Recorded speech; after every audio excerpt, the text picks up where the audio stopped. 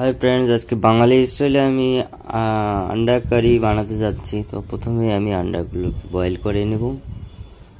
তো ফাইনালি আমি আন্ডাগুলো বসাই এবং যেগুলো উপকরণ লাগবে সেগুলো আমি রেডি করে নিচ্ছি। প্রথমে আমি পেঁয়াজ স্লাইসেস করে কেটে নিচ্ছি। পেঁয়াজ আপনারা মিনিমাম 4 থেকে 5টা নেবেন, যদি 7 থেকে 8টা এক্স নিয়ে থাকেন তবে আমি সঙ্গে আলুও দিচ্ছি। তো আলুগুলো একটু বিগ পিসেস রাখবো এবং অনিয়ন নিয়েছি এবং তার সঙ্গে গ্রিন চিলি এবং টমেটো নিয়েছি দুটো গ্রেভির জন্য। যেহেতু কলকাতা স্টাইল আমাদের এই রেসিপিটি আন্ডা কারি, তো আন্ডাগুলোকে স্কিন আউট করে নেব প্রথমে আমি স্কিন আউট করে বয়েল রাখতেছি এবং কেটে দিচ্ছি একটু, যাতে কিনা মশলাগুলো আন্ডার ভিতরে অবধি দিতে পারে। মশলা এবং সল্ট অবশ্যই একটু স্কিন কেটে দেবেন, তাহলে অবশ্যই আন্ডার সাথে চলে যাবে মশলাটা। তো দেন আমি এখন সব উপকরণগুলো নিয়ে নিচ্ছি। মশলা এখানে সল্ট দিচ্ছি এবং আমাদের আন্ডা মশলা, সেটা এক্স মশলা মানে সেটা দিচ্ছি এবং সঙ্গে মিক্স করে নিচ্ছি আমি।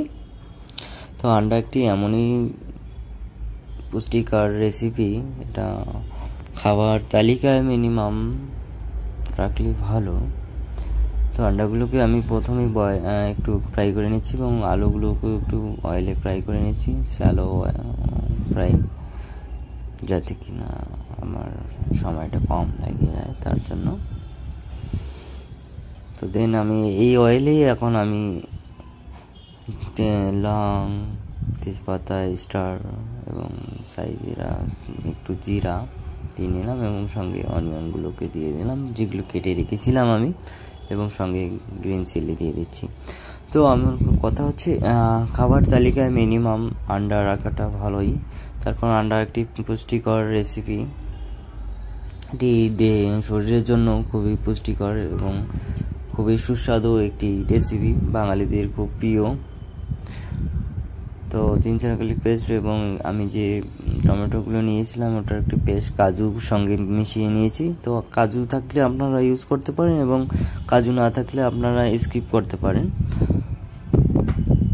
কোনো ম্যাটার না। বাট এখন আমি মশলাগুলো দিয়ে দিচ্ছি।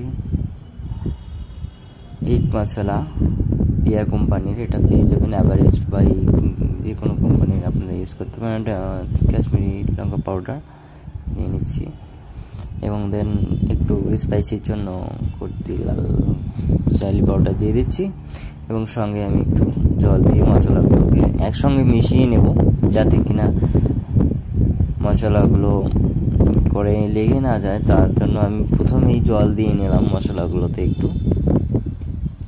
তো দেন আমার এই রেসিপিটি যদি আপনাদের ভালো লেগে থাকে অবশ্যই বাড়িতে একবার হলেও ট্রাই করবেন, এই কলকাতা আন্ডা কারি। তো এখন মশলাগুলো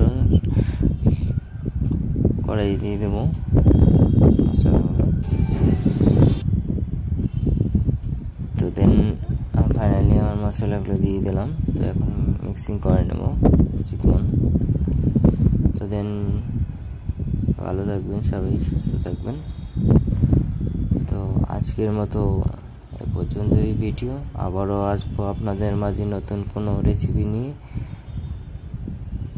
ভালো লাগলে অবশ্যই লাইক, কমেন্ট, শেয়ার করবেন প্লিজ, এবং পাশে থাকা বেল আইকনটি অন করে দেবেন। তো দেখা হচ্ছে নেক্সট কোনো রেসিপি। ফাইনালি আমার রেসিপিটি রেডি।